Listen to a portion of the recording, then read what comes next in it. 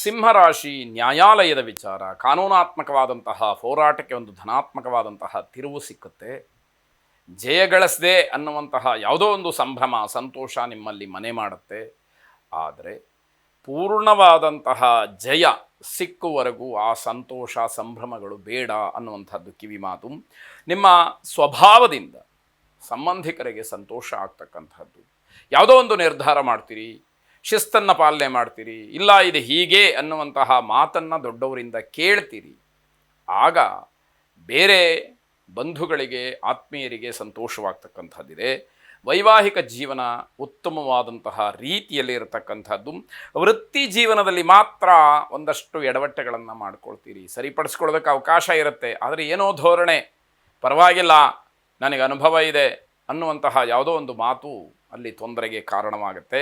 ಕೆಲಸದಲ್ಲಿ ಉತ್ತಮವಾದಂತಹ ಸ್ಥಾನವಾಗಲಿ ಬಡ್ತಿಯಾಗಲಿ ಸಿಕ್ಕೋದಕ್ಕೆ ಅವಕಾಶಗಳಿದೆ. ಇದು ಸ್ವಾಭಾವಿಕವಾಗಿ ಸಂತೋಷವನ್ನು ತರುತ್ತೆ. ಶ್ರೀರಾಮನನ್ನು ಪ್ರಾರ್ಥನೆ ಮಾಡಿ, ರಾಮಾಯ ರಾಮಭದ್ರಾಯ ರಾಮಚಂದ್ರಾಯ ವೇಧಸೆ ರಘುನಾಥಾಯ ನಾಥಾಯ ಸೀತಾಯ ಪತಜೇ ನಮಃ ಎಂಬುದಾಗಿ. ಶುಭವಾಗಿ. ಕನ್ಯಾ ರಾಶಿ ಷೇರುಪೇಟೆಯಲ್ಲಿ ಗಣನೀಯವಾದಂತಹ ಲಾಭ. ಹೂಡಿಕೆ ಮಾಡಿದಂತಹ ಹಣ 2 ಪಟ್ಟೋ 3 ಪಟ್ಟೋ ಆಗ್ತಕ್ಕಂತಹ ಸೂಚನೆ. ಅದು ಸಂತೋಷವನ್ನು ಕೊಡ್ತಕ್ಕಂಥದ್ದು.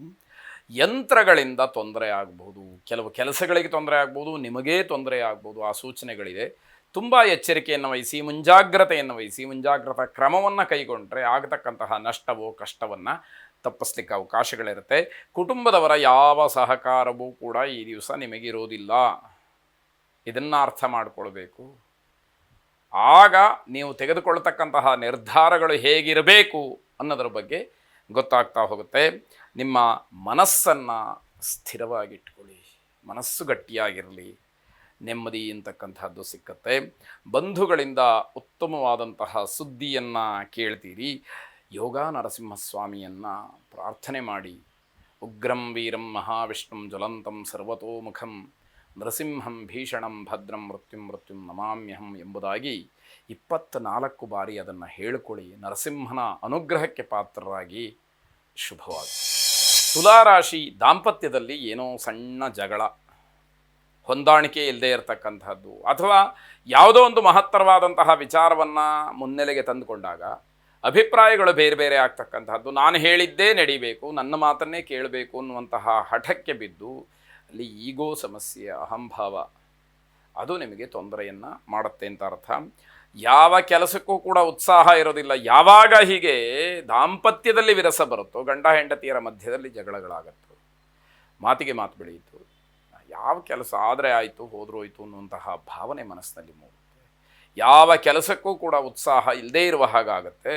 ಗಂಡ ಹೆಂಡತಿಯ ಜಗಳ ಮಕ್ಕಳಿಗೆ ಆಘಾತವನ್ನು ಉಂಟು ಮಾಡುತ್ತೆ. ಮನೆಯಲ್ಲಿರ್ತಕ್ಕಂತಹ ಮಕ್ಕಳ ಮೇಲೆ ಅದು ಪ್ರಭಾವ ಬೀರುತ್ತೆ. ಯಾವಾಗ ನೋಡಿದ್ರು ನಮ್ಮ ಅಪ್ಪ ಅಮ್ಮ ಜಗಳ ಮಾಡ್ತಾ ಇರ್ತಾರೆ ಅನ್ನುವಂತಹ ವಿಷಯ ಮಕ್ಕಳ ಭವಿಷ್ಯದ ಮೇಲೆ ವಿಶೇಷವಾದಂತಹ ದುಷ್ಪರಿಣಾಮವನ್ನು ಬೀರತಕ್ಕಂಥದ್ದಾಗುತ್ತೆ. ಕುಟುಂಬದವರ ನೆಮ್ಮದಿಯನ್ನು ಹಾಳು ಮಾಡುತ್ತೆ. ಕುಟುಂಬದವರಿಗೆ ಯಾರನ್ನು ಸಮಾಧಾನ ಮಾಡಬೇಕು? ಗಂಡ ಹೇಳ್ತಾ ಇರೋದು ಸರಿಯಾ, ಹೆಂಡತಿ ಹೇಳ್ತಾ ಇರೋದು ಸರಿಯಾ? ಯಾರನ್ನು ನಾವು ಸಮಾಧಾನ ಮಾಡಬೇಕು? ಯಾರದ್ದು ತಪ್ಪು ಅಂತ ಹೇಳಬೇಕು?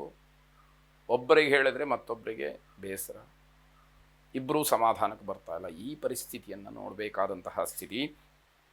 ದುಶ್ಚಟಗಳು ಇರತಕ್ಕಂಥವರು ದೈಹಿಕವಾಗಿ ತೊಂದರೆಯನ್ನು ಮಾಡಿಕೊಳ್ತೀರಿ, ಅದು ತೊಂದರೆ ಆಗತ್ತೆ ಅನ್ನುವಂಥದ್ದು ಸೂಚನೆ. ಕುಲದೇವತರನ್ನು ವಿಶೇಷವಾಗಿ ಪ್ರಾರ್ಥನೆ ಮಾಡಿ, ಕುಲದೇವತಾ ಅನುಗ್ರಹ ನಿಮ್ಮ ಮೇಲೆ ಇರಲಿ. ಶುಭವಾಗಿ. ವೃಶ್ಚಿಕ ರಾಶಿ ಸ್ನೇಹಿತರ ಮಾತು, ಬಂಧುಗಳ ಮಾತು, ಇದರಿಂದ ತುಂಬ ಪ್ರಭಾವ ಬೀರುತ್ತೆ ನಿಮ್ಮ ಮೇಲೆ. ನೀವು ಪ್ರಭಾವಿತರಾಗ್ತೀರಿ. ಸ್ನೇಹಿತರ ಆಡ್ತಕ್ಕಂತಹ ಮಾತುಗಳು, ಬಂಧುಗಳ ಮಾತುಗಳು ಕೇಳಿದಾಗ ಏನೋ ಒಂದು ರೀತಿಯ ಮೈ ಪುಲಕಿತವಾಗುತ್ತೆ. ಮಾಡುವಂತಹ ನಿರ್ಧಾರಗಳ ಬಗ್ಗೆ ಒಂದು ಕ್ಷಣ ಆಲೋಚನೆ ಮಾಡಿ ಆ ನಿರ್ಧಾರವನ್ನು ಮಾಡುವಂತಹ ಒಂದು ಮನಸ್ಥಿತಿ ಬರುತ್ತೆ. ಆ ರೀತಿಯ ಧನಾತ್ಮಕವಾದಂತಹ ಪರಿವರ್ತನೆ ನಿಮ್ಮಲ್ಲಿ ಆಗುತ್ತೆ ಅನ್ನುವಂಥದ್ದು.